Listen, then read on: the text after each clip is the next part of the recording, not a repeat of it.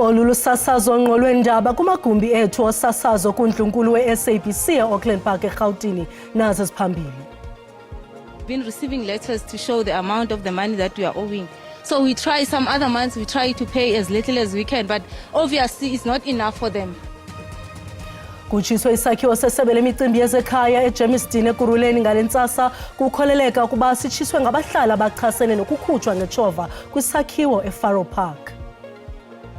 The number of those that are unemployed has increased, so we went up from 8.2 million to 8.4 million.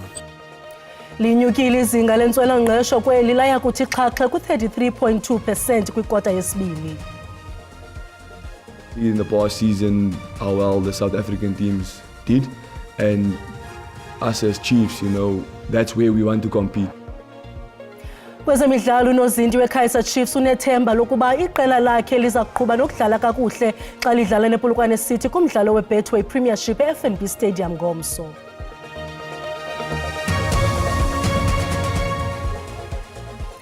Molweni makhaya, khongozela novimba wangokuhlwanje.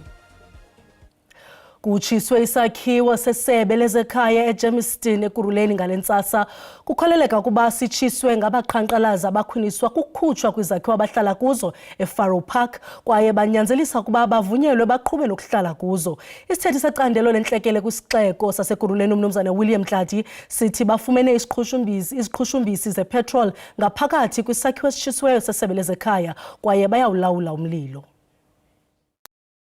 That now the Home Affairs building is well alight, and from a distance one could see huge flames that were coming out through the roof already. Abanye babantu abaphoxekileyo kukutshiswa kwesakhiwo semicimbi yezekhaya sisipine beswenkile siyokutshata. I feel very sad because it's also my birthday. This was supposed to be like a very good day for us and all the things that we've planned. Come, open your head. Hey, my man, we are not fighting the rules. South African rules. Abahlali bathi akulandelwanga mgaqo abanikwanga myalelo wenkundla kuqala besithi abazi kusuka apha kuba baza kubheka ngaphi. What any out of being funny with you all or what now? If you all can please show me your guys' court order, then we'll cooperate with you guys. Siphatheke kabi ngoba nabantwana kusasa abaye esikolweni asaza ngazi nje kuninga ngazi. Uzoyapha uzolalaphi namhlanje? Kusho ukuthi bazosinika indawo. Been receiving letters to show the amount of the money that we are owing. So we try some other months, we try to pay as little as we can, but obviously it's not enough for them. They want us to pay a huge amount. Where are we going to get it from? Kunjalo bambi babonakala bebhidekile kuba kutheni kwimfuneko bakhuphe irendi ngokuhlala kwezakhiwo babe bazakuba zezesibonelelo bathi bagqibela ngo-2022 kuyikhupha irendi. Imali yerent ngoba masingena la bathi siyangena after 4 years siyangena sibhadala rent after 4 years ngoba lezi it's RDP, it's going to be for us. So now I can't go and apply for a house because they took our subsidies. When you go somewhere to apply for a house, they said you already have a house. Awukacaci ukuba umyalelo okhutshwa kwabahlali uphume kweyiphi ofisi logama abanye besithi abanikwanga xesha laneleyo ukuba baphume baphele kwezakhiwo. Bebhala kwindaba ze-SABC Dinkundi Mphiwe Gift Nongqotho ndiseGauteng. Okange ngokusiqhagamshelana nentatheli yethu Kelvin Dludla eseFaro Park. Kelvin, siyakwamkela, injani imeko ngoku apho? Angibingelele kuwe zakwethu Sisanda, ngibingelele nombukeli weindaba ze-SABC esekhaya. Njengoba ubona uMasabatha umthobile ithombe ekukhombisa ke ezinye imoto zamaphoyisa zila ukuze zizoqapha ke isimo njengoba ke sike saba manzonzo isimo emini yanamhlanje njengoba ubusushilo esingenisweni sakho ukuthi ke kwaqubuka ke idubedube kwagcina kushe iofisi noma ke indawo yakwa Home Affairs umnyango zasekhaya amahhovisi abo ke ala eKuruleni. Kodwa ke njengamanje uMasabatha sizokhuluma nomuntu okuyena ongazi naye ukuthi ke uzolala kuphi namhlanje njengoba isimo sikanje. Mfowethu, ngibonga kakhulu ngesikhathi sakho. Sicela nje usichazele ukuthi kahle kahle mina kwenzeke nanokuthi njengoba manje sekuhlulwe nizomisa kanjani? Yazi baba, kubhlungu ukuthi kufika abantu ningalindelanga yabona bafike banikhiphe lapho enihlala khona nisithole seningasenandaba yokulala njengamanje isimo sinzima manje yabo abaningi ibudget ayivumi yabona sekumele bathole ngendaba yokusheshsha yabo manje angeke sikhona ukuthi yabona sisamukele lesimo lesi yabo mara kuzomela vele sisamukele ngoba sekwenzekile yabona Nizolala kuphi mangibuza nje obviously sikomele senze iplan baba yabona sikhulume nabantu bama relatives sozama ukuncenga nathi sibone ukuthi sizotopa nini yabona Nongibonga kakhulu ngesikhathi sakho mfethu. Njengobuzwa ke unayi lensizwa iyasho sisanda ukuthi ke njengamanje sekuhlwile kanti ayazi ukuthi ke izolala kuphi kunamagobolondo engiwaphethe la esandleni angazi ukuthi uza kwethu uzokwazi ukukhombisa lamagobolondo ke akhombisa ngokusobala ukuthi ke isimo besimanzonzo igobolondo elilodwa liphuma esibhanyini ke sabo phiko lolibizwa ngeEMPD amaphoyisa omkhandlu kanti elinye lalo lele ngilibambile liqhunyiswe ke amaphoyisa iSAPS lokhu kusho ngokusobalako ukuthi ke ibibambene ngehluthu emini namhlanje njengoba amaphoyisa agcina edubula ke ngeinhlamvu zenjoloba kanti ke nomphakathi ubungayibekile phansi ujikijela amaphoyisa ke ngamatshe okubangwayo indawo yokuhlala njengoba ke umphakathi uthi ke unenkinga yokuthi vele ubungasakhokhi kule ndawo obuhlala kuyo ngoba imali bilokho inyuka uma ngabe sizwa kuthiwa ke abanye abahlala kuleya ndawo bagcina ukukhokha ngonyaka u2018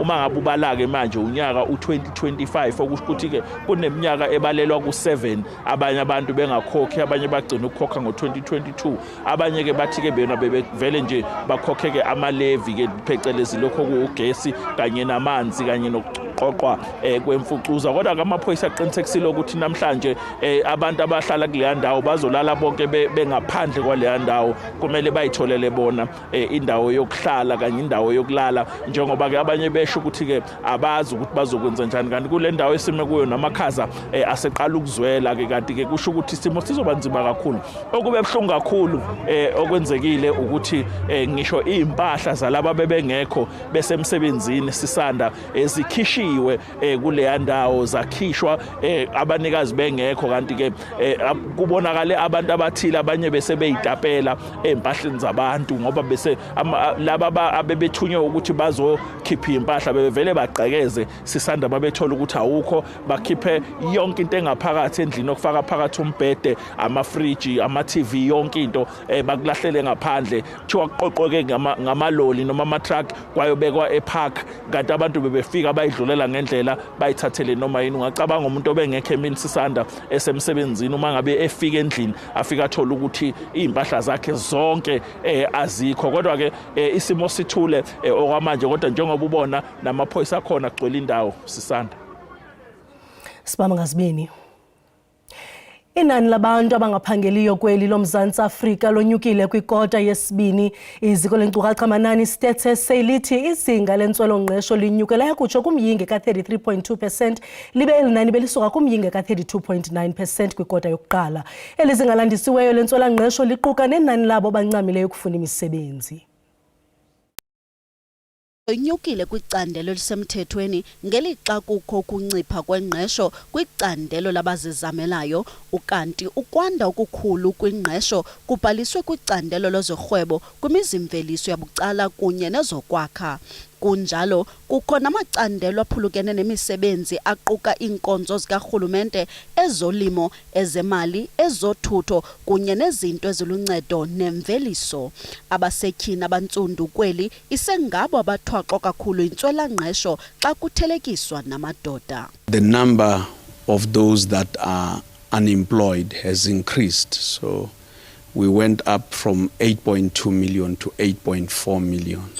And definitely that has increased the unemployment rate by 0.3 of a percentage point from the 32.9% that we recorded in the first quarter to 33.2%. Ingcali zithi inani eliphezulu labantu abangaphangeliyo luphawu loqoqosho olungenzi kakuhle kweli kulindeleke ukuba ukuya phambili imeko ephantsi yexabiso lentengo kunye nemiqobo embalwa yokwakhiwa iyakuxhasa imisebenzi yokukhulisa kwezoqoqosho. Low inflation and lower interest rates, that's helping consumer spending. And to some extent in the job numbers, we see that uptick in the trade sector. So the retailers, for instance, employing more people. Nabantu abatsha basahleli bekwinani labo babuthathaka kumaqonga engqesho. Ngokweenkcukacha-manani ze-Stats SA zibonisa intswela-ngqesho kwabo baphakathi kweminyaka 15 ukuya kwama-34 iminyaka eyonyuke ngama-39 ukuya kwizigidi ezine-4.9.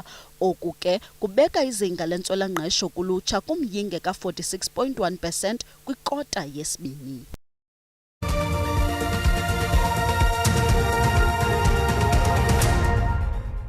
Sinamngene kwakhona kwindaba zelijelo xahlabula mgama. Umphathiswa wezorhwebo, imveliso nokhuphiswano uParkstown nomphathiswa wezolimo uJohn Steenhuisen banikeze ingxelo kwimizamo yeli yokumelana nefuthe lerhafu yentlawulo nemelika. Umphathiswa owezorhwebo newezolimo babhengeze ukuba eli lizisombulule inxalabo eziphambili zemelika kurhwebo lwenkukhu, ihagu neziqhamo zeblueberry. Kunjalo nje uMzantsi Afrika uthe xhaxhe umthamo wengxoxo zezorhwebo nemelika ngokwandisa iqela lonozakuzaku nelithe labeka isiphakamiso esitsha etafileni. Ithemba ke ngokufikelela kwisivumelwano esingazukuxhoxa cala kodwa sehlise umyinga wama-30% werhafu yentlawulo.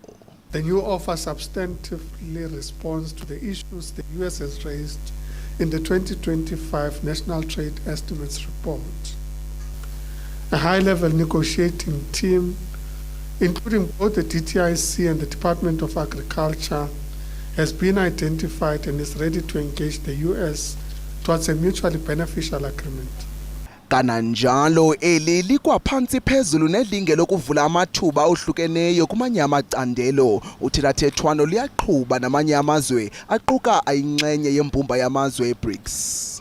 We're not putting all our eggs in one basket and that we are looking determinately for other markets. China, Japan, the Middle East, South Korea. These are huge opportunities, I think, that remain untapped for us as South Africa. Abaphathiswa bathi imizimveliso eyahlukeneyo sele iqalile ukufumana uncedo kwiqela elixhasa urhwebo lweemveliso eziphuma kweli ukuhlangula amawakawaka ukuba angaphulukani nemisebenzi. The USA Africa Trade Desk has informed us that it will be shipping containers of poultry and pork to South Africa in 2 weeks' time, which is testimony that these issues have been resolved. Ukanti ke ibhunga labaphathiswa nombutho wezorhwebo wehlabathi lilindeleke ukungqobanisa inhloko eCameroon kweyokwindla ukutsho ngoMatshi wonyaka ka-2026 nokuza kuza nenguqu kwimo yezorhwebo elindelekileyo. Okwangoku eli linethemba lokuba isivumelwano esitsha siza kukhokelela ekwehleni komyinge ka-30% werhafu yentlawulo kwiimveliso ezithile eziphuma kweli zisiya eMelika. Sikhatyiwe isicelo sebheyile sendoda eminyaka engama-39 yaselindelani eBenoni, eGauteng, etyholwa ngokudlwengula iphindaphinda umntwana wayo intombazana oyineminyaka 15 de wakhulelwa. Le ntwazana imangalelwe uyise emva kokugqiba iminyaka 18 ubudala kwisithuba seminyaka emithathu emva kokubeleka umntwana. Ubungqina be-DNA yobuthi eneneni le ndoda nguyise osana. Inkundla ixelelwe ukuba ixhoba lidlwengulwe izihlalo eziliqela nguyise ngelihlala lihlala nabo bobabini abazali nomntakwalo ku-2022. Unina wavala amehlo akhe senze ingathi akaboni kwelisikizi de le ntwazana yakhulelwa. Wayekiswa isikolo ngabazali kuba babefihla ukukhululwa kwakhe. Kutshola ngelithi unina wazama ukulinyanzelisa ixhoba lisele umxubo othile ngelikhuphi isisu. Kamva ixhoba lathunyelwa kunina khulela impopho apho labelekela khona. Le ntwazana ilinde de yafinca iminyaka 18 ubudala yazi yamangalela uyise. Umantyi uthe umrhanelwa usilela ukukhombisa inkundla ukuba zikhona imeko ezikhethekileyo ezinyanzelisa ukuba akhululwe ngebheyile useza kulala ezamla iziseleni. Umama osakhulayo ukwiphulo lokufundisa uluntu ngemo ye-autism kwiilali zaseMpumalanga. Utsidi Mokoena ononyana wakhe omncinci ohlutshwa sisimo se-autism esamfumana kwiminyaka 5 eyadlulayo. Umama wale nkwenkwana uthi abantwana abane-autism basoloko befihlwa eluntwini, nto leyo yenza kube nzima ukuba bamkeleke kuquka nokufumana imfundo. Unyana kaTsidi Mokoena oneminyaka esixhenxe ubudala unhlakanipho une-autism.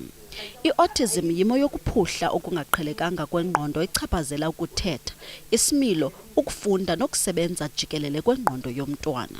Mokoena uthi waqaphela ukulibaziseka okukhulu ekuthetheni konyana wakhe nokudlamka kwakhe okugqithisileyo kwanokuphazamiseka kwakhe sisandi. The symptoms were there. He was too hyper, the delay of speech, actually. That made me realize he's now 2, but still he's not talking. Too hyper, he doesn't concentrate. He concentrates in one thing now, then after a few minutes, he want to do something. Kukho zikolo ezaneleyo ezilungiselelwe ukuhlangabezana neemfuno zabantwana bane-autism. 5 years, 6 years, not finding him at school. I've been staying with him in the house, but then fortunate enough, I got to get help from this other lady who helped me find school. That's when I had to relocate to Middelburg for him to find school. Lo mama uselula ubuyele kwilali yasePhola ngelokufundisa nge-autism kananjalo asuse ibala elibekwa kwesi simo kwiindawo ezisemaphandleni. Ethetha nomama nootishala ukuze babe nako ukuqaphela esi simo bafumane inkxaso. Uthi abantwana boluhlobo nabo kuyafuneka baqhelaniswe neemeko ezahlukeneyo. This awareness basically it's for those kids who are not going to school, who don't find help, and the parents who are hiding their kids, not finding help for them. That's why I'm creating awareness. Ibe ngumzuzu wokufunda kubahlali.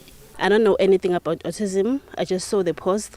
Then I decided to come here and know more about the autism and how to deal with the child. A lot of the elders or people around the community, they don't know about autism, so we came here to support the sister. I-autism sisimo ubani aphila naso ubomi bonke kwaye esilawulekayo ngamachiza kunye noluleko. Nanjengoko eli libhiyozela inyanga yamanina kunikwa ingqwalasela kwabasetyhini abamelana nemiqobo kumacandela esandula konganyelwa ngamadoda. Iqumrhu lophuhliso iKhuga Development Corporation ibambisene nombutho wabasetyhini abakwimveliso yemoto i-Women in Automotive South Africa basindleke ingxoxo ebizwa njenge-Women in Engineering and Automotive eGqeberha eMpuma Koloni. Lo msitho ubujoliswe ekubhiyozeleni impumelelo ukwabelana ngamava kwakunye nokukhuthaza abasetyhini abasakhasayo kweli candelo. Bekudibene iinkokheli, injineli kwakunye neengcali kwicandelo lokuvelisa izithuthi. Kuxoxwa ngendlela zokunyusa inani lamanina kweli candelo. Kukwamiliselwa nenguqu kwiindawo zentsebenzo ukuze amanina abe nako ukuphuhla ngezakhono. Ngokwengxelo yebhunga leenjineli eMzantsi Afrika, ngumyinge ongaphaya kwe-14 ekhulwini weenjineli ezingamanina kweli. Kwelo nani ligcuntswana lamanina elikwizikhundla zobunkokheli. Kubalulekile kakhulu ukuthi abafazi babonakale.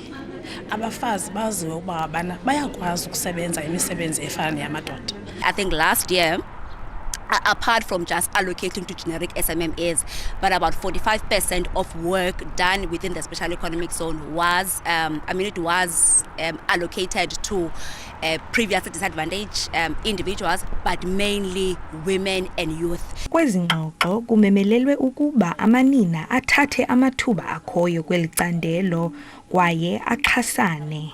We are simply saying, instead of us wearing our high heels, going to the offices, nothing wrong about that, but just to say, let us make sure that we are playing in the entire value chain that include the automotive industry. Amanina asuka kwicandelo lokuvelisa izithuthi athi eliqonga linika ithuba lokuvelisa imingeni ajongene nayo emisebenzini.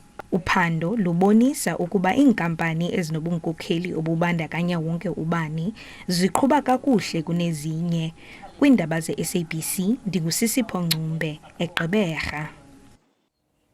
Kwezemidlalo unozinti weKaizer Chiefs uBrendan Peterson unethemba lokuba iqela lakhe liza kuqhuba nokudlala kakuhle xa lidlala nePolokwane City kumdlalo weBetway Premiership eFNB Stadium ngomso. Makhosa iqale kakuhle lesizini ngethuba ebetha izitsheli zikokwazo ngama-2-0. Unozinti weChiefs uBrendan Peterson uthi bajonge ukuwaqokelela amaqaku isentshe isizini bejonge enye impumelelo ngomso.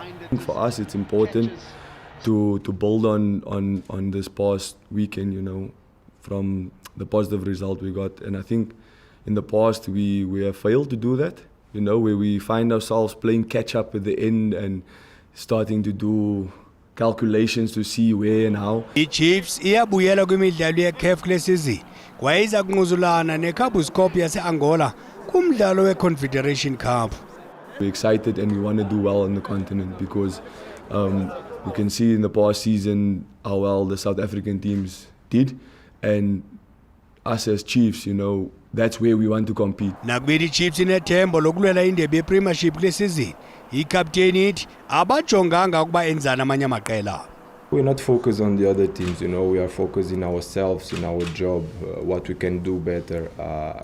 I think we have nothing to do with the other team's result. If we don't focus in ourselves, we can do nothing different from the last season. Liseka lamqeqeshi eliza kukhokela lamakhwenkwe aseNaturena ngelixa umqeqeshi uNasruddin Nabi etsibe khona kokwabo eTunisia ukuya kukhathalela inkosikazi yakhe elaliswe esibhedlele emva kwengozi yemoto. Umdlalo wangomso uqala ngecala emva kwesixhenxe ukulala kwenkukhu. Sibulele mawethu usiboleka indlebe busuku benzolo.